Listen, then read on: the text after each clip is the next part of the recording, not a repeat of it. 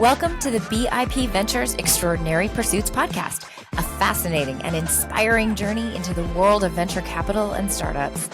Each episode offers masterclasses and entrepreneurial stories from some of the top minds in the innovation economy.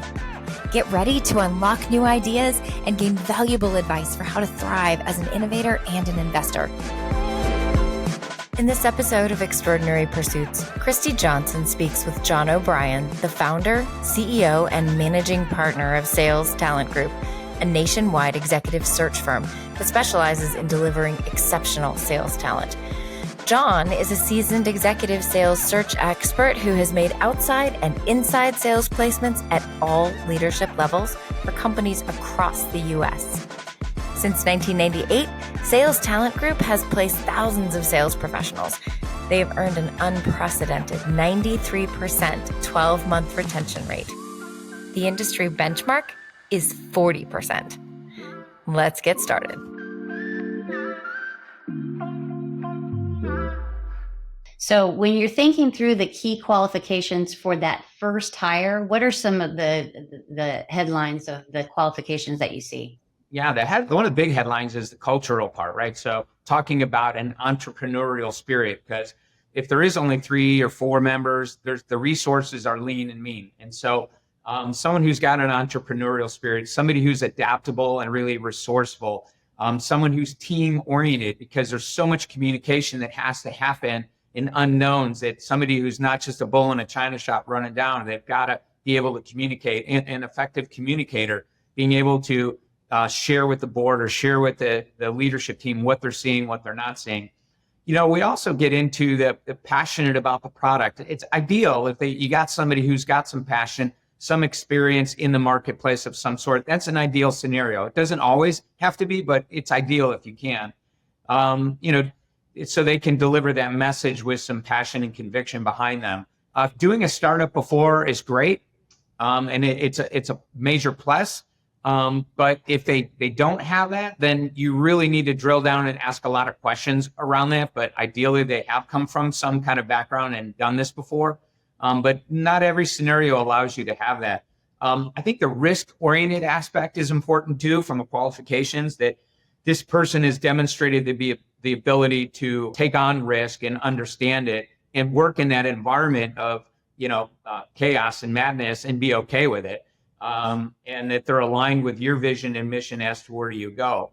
And then at the end of the day, too, it's obviously to have somebody who's got a successful track record. They've demonstrated the ability. So when we go through and we talk about the job design, it's aligning the core competencies and behaviors of those things to those stories, and that they can tell us stories about that. And those core competencies can vary depending on the opportunity in the scenario, but at a high level, the things I just shared are kind of the main ones, just as a qualifications of a person. But then you certainly get into, they've been a top performer, they understand the product, they can demonstrate, if it's a specific technology of using PowerPoint or using Zoom or using whatever as a tool, that you flush those things out as well. I'm amazed at how many times we once had a client that it was crazy.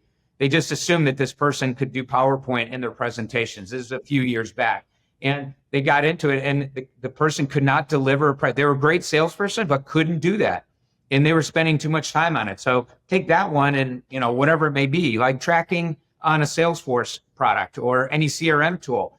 If that's important and we need to do that, then this person has to show that they've done it before. And that's not one of the issues that we're challenged with every day, is getting them to put information into our CRM or our SFA tool.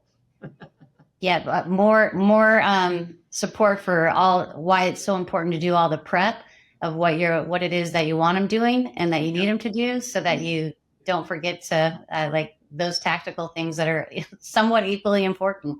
Yeah. One of the last ones too, I'm sorry I didn't share this one, but it's attitude, aptitude, and desire are one of the things we look for too.